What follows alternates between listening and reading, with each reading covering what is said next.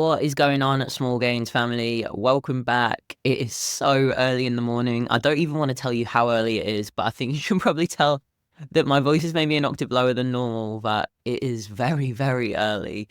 But we got work to get done, and I wanted to get this out. I am feeling really good this week. I've got a very sexy new gym. It has gender neutral facilities. It's got really good kit. It's got nice staff. I know them from where I used to work at Pure Gym. Lots of people I know have joined. And when I'm training, I don't feel like the big light is permanently on over every piece of equipment I'm using. So that's really nice. That's kind of my good thing for this week. I'm also feeling pretty smug with running and recovery. I'm probably going to jinx it, so I'm just touching wood right now. I did 20 kilometers injury-free on Sunday with decent recovery. So we're a few days out from that now, and the body is actually good. I don't want to jinx it, but I'm feeling smug, and I'm feeling proud that all of the work I've put in is paying off. Chasing 22 kilometers this weekend. That's the first time I'll have done that distance, so wish me luck. Training is feeling really good.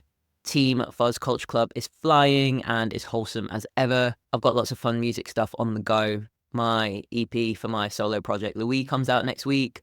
Got lots of gigs to go to. I feel like my cup is very full for the first time in a long time. So I just wanted to share the joy, and I hope your week is going good wherever it is that you're listening to this from today. Whether you're in the gym, whether you're running, whether you're driving, whether you're just chilling at home or like using this to do some really boring life admin. So it turns out that you all loved the episode that I did with Talia the other week about assessing your readiness to train, making a decision about training tired, pushing through, or opting to rest. Off the back of that, I had so many conversations with my one-to-one team, but also so many of you. And the main conversations that we were having is just how important it is to define and nail our basics. Because if we don't know what they are, if we don't define them, then how can we nail them if we don't know what the basics of being a functioning human being are for us? And most people don't nail the basics enough, myself included. And I think a huge part of what I do when I work with people is define them and make sure that they are the non-negotiables. And I kind of hate the word non-negotiables because it makes it feel very strict. But in the world that we live in today, I think if we didn't have non-negotiables for our basic self-care and well-being, we'd probably all go mad. So this is a nice little bite-sized episode today, all about nailing your bare essential basics for better overall health and well-being. So let's do the thing.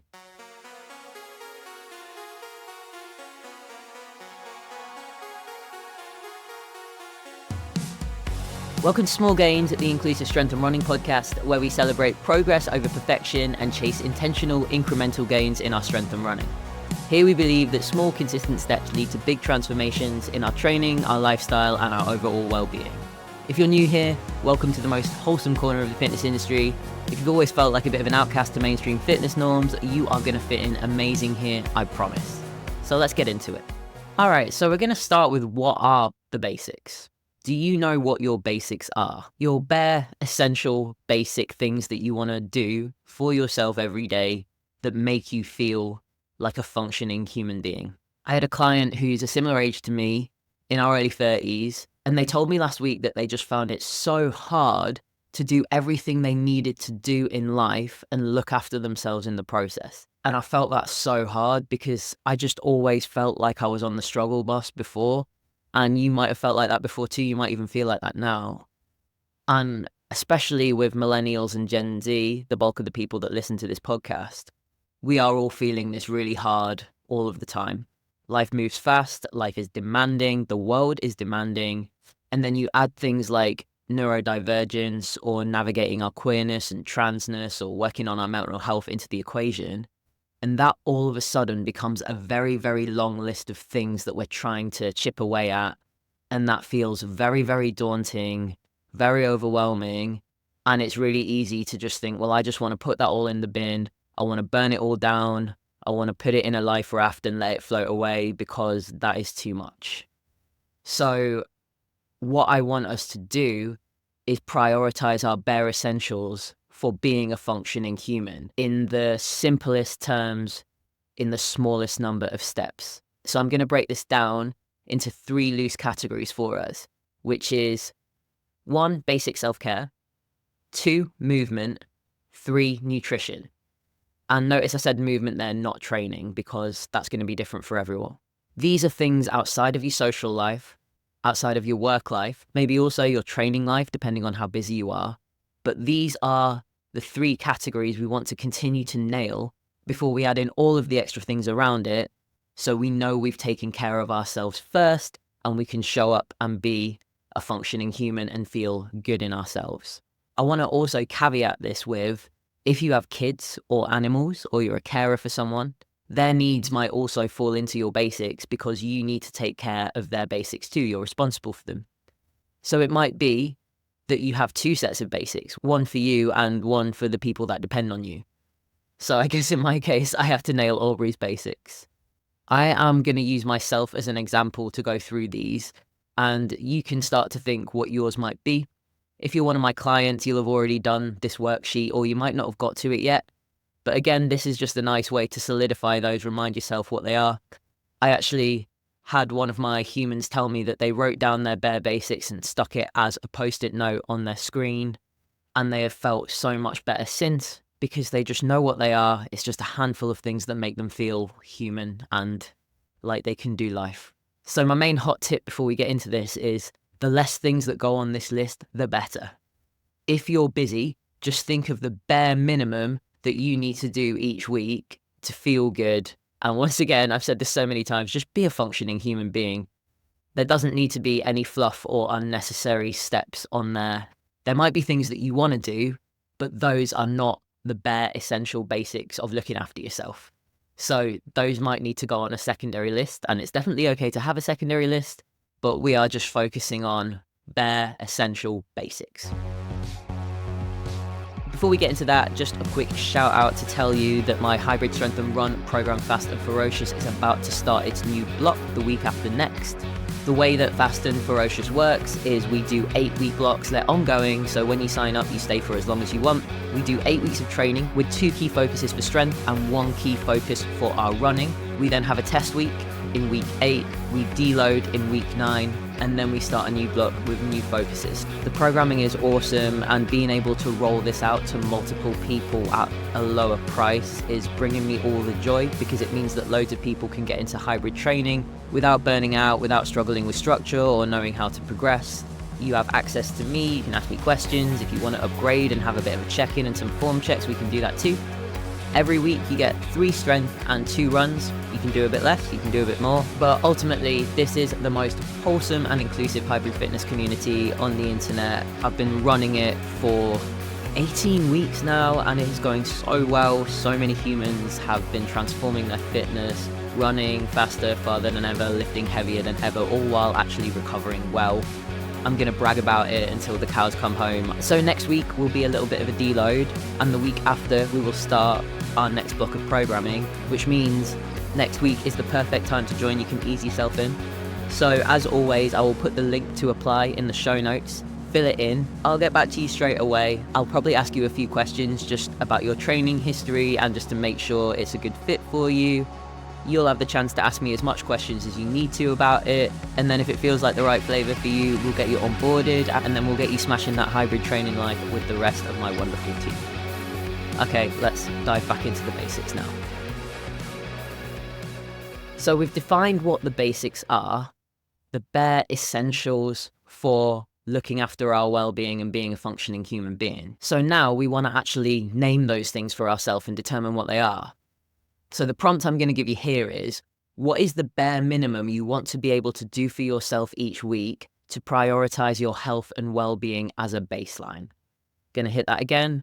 What is the bare minimum you want to be able to do for yourself each week to prioritize your health and well-being as a baseline?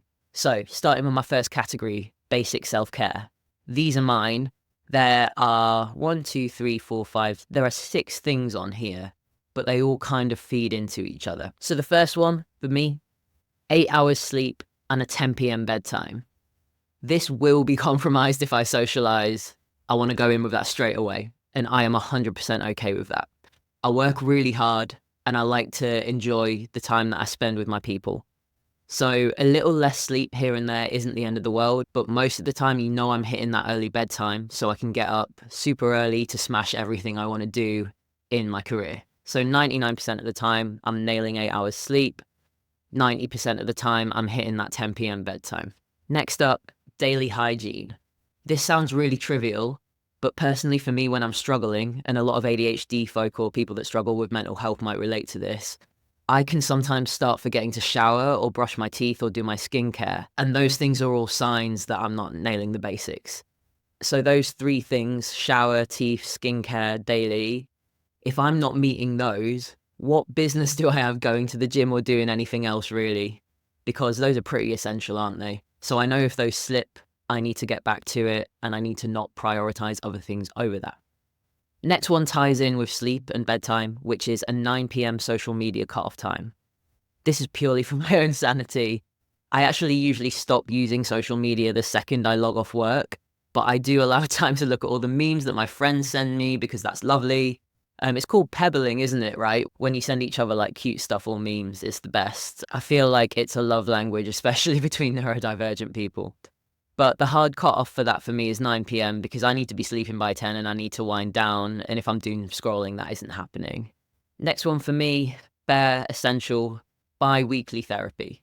This is a massive privilege, and this is something that I brought back into my life last year. Having a therapist again has been amazing. Having a queer and neurodivergent therapist is even better. And honestly, just having this back in my life has made me realize how much I missed it when I didn't go. It's expensive, so I just go every 2 weeks and it works really well for me. And that's a big non-negotiable right now. That might change when I ease off, but it's happening bi-weekly as a priority. Last couple, 2 days off work. So when I finish all my work for the week, having space to mentally reset and take some time away from content and coaching, it means I come back on Monday absolutely buzzing because I love what I do. And as a self-employed person, I know a lot of you that listen to this are self-employed as well. I know there will be times where I might have to do a quick half day to catch up or do a bit of a work block on a weekend or an evening to get something really specific done. But I'm 100% okay with that as long as most of the time I am giving myself those 2 days off. And 6 months ago, I didn't do that. I would give myself 1 day off at a push, an afternoon off. I definitely have learned what a full 2 days off does for me mentally, and it makes me a better coach. But also, as a very driven, self-employed person that has a dual career, I am cool with a bit of like chill desk work if that's what's needed every so often. But again, the baseline, 2 days off work more often than not. Final basic, meds, HRT. Antidepressants, ADHD meds, hormones. I need to remember to take them. Those are all of the things that make me function. They are super important. I'm obviously very forgetful. I have so many reminders set, but I'm as good as I've ever been at taking meds, so there we go. So that was my basic self-care list. 8 hours sleep, 10 p.m. bedtime, daily hygiene, 9 p.m. social media cutoff time, bi-weekly therapy, 2 days off work, meds and hormone replacement therapy. Now let's get into nutrition. This should probably be the same for everyone, give or take, because obviously the way that food nourishes our body is pretty much a standard for everyone. So if you're unsure what your nutrition basics should be, absolutely steal mine. First one, 3 full meals. It might be different for some people. Some people might do more. But as a bare minimum, 3 full meals, a protein source with all of those 3 meals, fruit or vegetables with each meal, and getting as close to 5 a day as possible, a weekly food shop. So let's hit that again. 3 full meals a day as a minimum, a protein source with every meal, at least 1 portion of fruit or vegetables with each meal, and getting as close to our 5 a day as possible, and a weekly food shop. You might go one step further and decide to prep your meals as one of your basics. I know I can't do that as a bare bones basic, so I'm just not going to try. Most weeks I will, and I usually do that by just churning out like 3 or 4 portions of one thing. But when we're thinking about the bare essentials of nutrition practices, I know that I'm not going to prep multiple meals ahead of time every week. And that's because I work from home. It's very easy for me to leave my studio, walk upstairs and make something. But food prep may come into yours. Also making a list of what you want to eat every week with your partner or your housemates or just with yourself might go in there as well. For me, I eat so repetitively. I'm so boring, but I love it. It's just easy. I might have a couple of hyper-focused meals that I rotate for a couple of months. At the moment, it's wraps, just loving wraps. But yeah, for the most part, prep and planning, food prep doesn't meet my basics, but it might meet yours. And that's just me being realistic. And then last one, movement. So my movement box is going to look different than yours probably does. So take this with a pinch of salt and know that yours can be completely different. Daily movement, 2 daily dog walks. So these dog walks have no definitive time or distance, just enough for Aubrey to be stimulated, get some exercise, and for me to get some fresh air. On the easier days, these walks will naturally be longer if I'm doing good on time, if I'm feeling good in my brain. On the tougher days, they won't be as long, but they happen regardless. Aubrey needs exercise, my brain needs outside time, 2 daily dog walks, non-negotiable. Then, when it comes to the gym might not come into yours, but it also might. It depends on your schedule, it depends how busy you are, because we're talking bare essentials here. So as someone that trains 6 or 7 times a week, my bare essentials are 3 to 5 sessions a week. This is maybe the one that won't resonate with everyone because training is a part of my work. I film everything constantly. So it is something that I need to do for work as well as my well-being. So this is pretty much a bare basic crossover between being a functioning human and everything I need to do work-wise. If I wasn't a coach, my baseline would probably be 2 to 3 sessions a week. And I would actually prioritize that over the rest of my life because it's a hobby. It's a big social part of my life, but that is a massive privilege. Choosing to have a baseline of 2 to 3 sessions to prioritize over anything else because you just love training and you have time for it. Mega, mega privilege.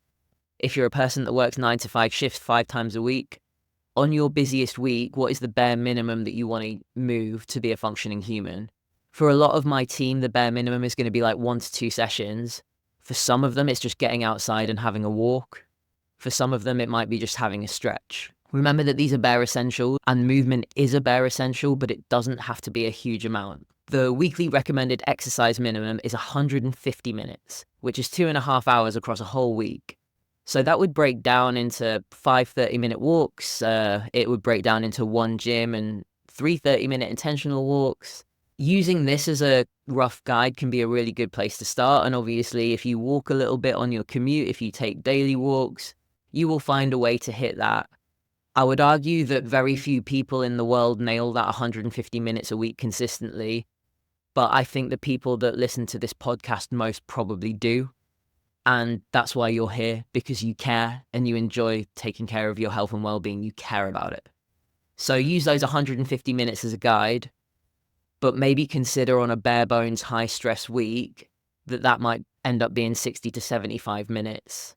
So to summarize my 2 movement bare basics, 2 daily dog walks, 3 to 5 sessions, whether that's running or strength. Most weeks I will do more. 99% of the time I will train more, and 99% of the time I will do at least 1 good walk a day, but sometimes that won't happen, and that's okay.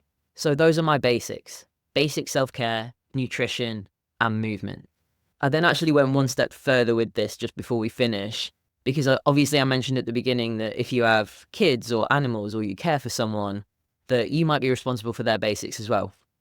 So I thought I'd list out Aubrey's basics as an example, which are very minimal. So Aubrey's daily basics for being a functioning little fluffy sassy dog are 2 dog walks, 2 meals a day, flea and worm treatment, daily playtime, lots of naps. Those are the basics I need to make sure she gets to be a little happy, cute dog that has everything she needs. So that's Aubrey's separate basic list. And then the last thing I actually wanted to mention is for all my self-employed people or all my people that have big jobs, big careers, and really need to manage their time and know what's important to prioritize. I actually find it really, really helpful to have work basics. So I was talking to one of my people the other day who is self-employed. They work in music, they teach, they perform, they spin a lot of plates. I said, do you know what your work basics are every week as well as your well-being basics? And they said, no, actually, I don't. And we were talking about how they were often prioritizing work tasks over their workouts. But actually, a lot of the time, the work tasks would get done anyway, and they weren't always a priority. So if you are someone that really, really needs to figure out what they're prioritizing in their work life, break it down. As an example, for me, the big priority things for me every week are my client check-ins, my client workout programming. Those are the two biggest priorities in my work life. So those will come before anything else. I've got a second tier of priorities, which is social media content in this podcast. And then I've got a couple of other basics that I'll hit every week, like making sure I check my emails and follow up with anyone that's inquired about coaching. But I have repeating tasks in my to-do app that are just my bare basics of work. And it might be that you could really benefit from that as well. So definitely give it a go if you haven't and think it might be helpful. And that'll do it. I hope this has been helpful. I actually have a bare basics worksheet that I made for my clients. If anyone wants it, I'm more than happy to send you it. Just drop me a DM on Instagram and I will send it over to you. A few of my people literally printed the thing out straight away. A few people did their own version of it or journaled it or laid it out and made it look really pretty and put it somewhere visible. Definitely think about doing that yourself. As always, please subscribe to the podcast, give it a rating, drop it a comment wherever you're listening to it from. It helps so much. And as always, keep chasing the small gains. Have a lovely rest of your week. I'll see you soon. Bye.